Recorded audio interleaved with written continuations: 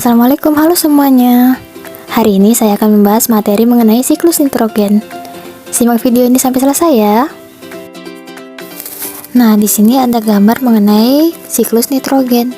Yang pertama, nitrogen yang di atmosfer akan masuk menyerap ke dalam akar tumbuh-tumbuhan. Nah, biasanya tumbuhan ini tumbuhan polong. Terus di akar tersebut terdapat bintil-bintil, di mana bintil-bintil tersebut hidup bakteri. Salah satunya adalah bakteri golongan Rhizobium. Nah, proses ini dinamakan fiksasi.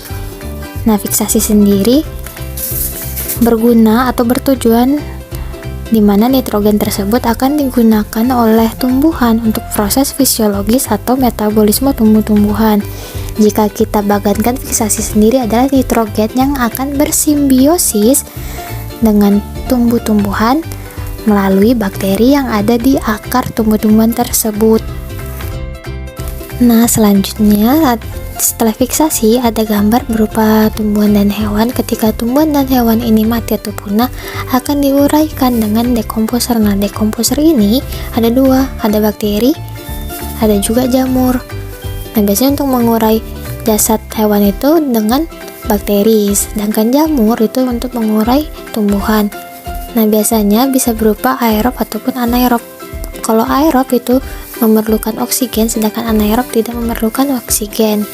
Nah, ketika diuraikan menjadi bagan, dekomposisi ini berawal dari tumbuhan atau hewan yang sudah mati, lalu nanti diuraikan atau dikomposisi dengan bantuan bakteri ataupun jamur.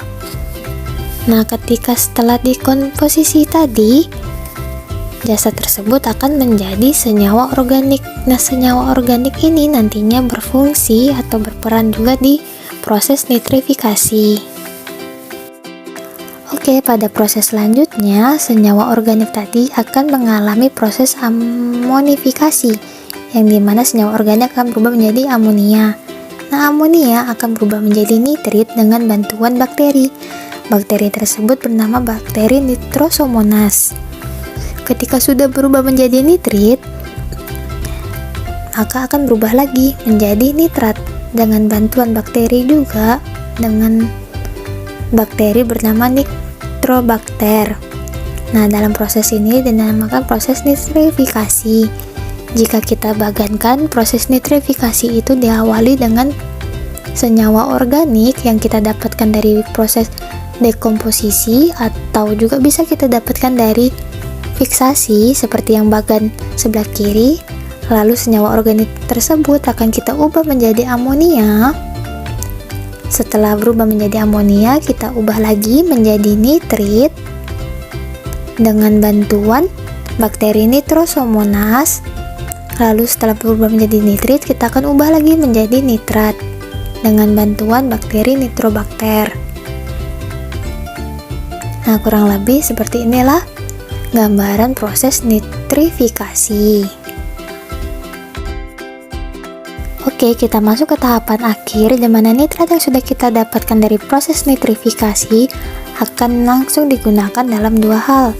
Jika digunakan ke tumbuh-tumbuhan, itu nitrat tersebut akan diserap terlebih dahulu oleh tumbuh-tumbuhan sebagai pendukung proses metabolisme ataupun fisiologis tumbuh-tumbuhan itu sendiri. Nah, prosesnya dinamakan proses asimilasi. Jika nitrat ingin dilepaskan langsung ke udara juga bisa, namun melalui proses terlebih dahulu, di mana prosesnya dinamakan sebagai denitrifikasi. Nah, pada proses denitrifikasi sendiri membutuhkan bantuan juga, bantuan dari bakteri. Nah, bakteri tersebut berupa bakteri Clostridium. Nah, kurang lebih seperti inilah siklus nitrogen yang akan dipelajari dari tingkat kelas 7 semester 2. Seperti itulah proses dari siklus nitrogen. Semoga bermanfaat untuk Anda semua. Terima kasih.